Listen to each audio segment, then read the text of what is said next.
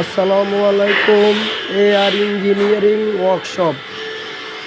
স্ক্রিনে আমাদের মোবাইল নাম্বারটা দেওয়া আছে, যোগাযোগ করবেন এই নাম্বারে। কিছু মডেলে স্টিল আলমারি তৈরি করলে যোগাযোগ করবেন।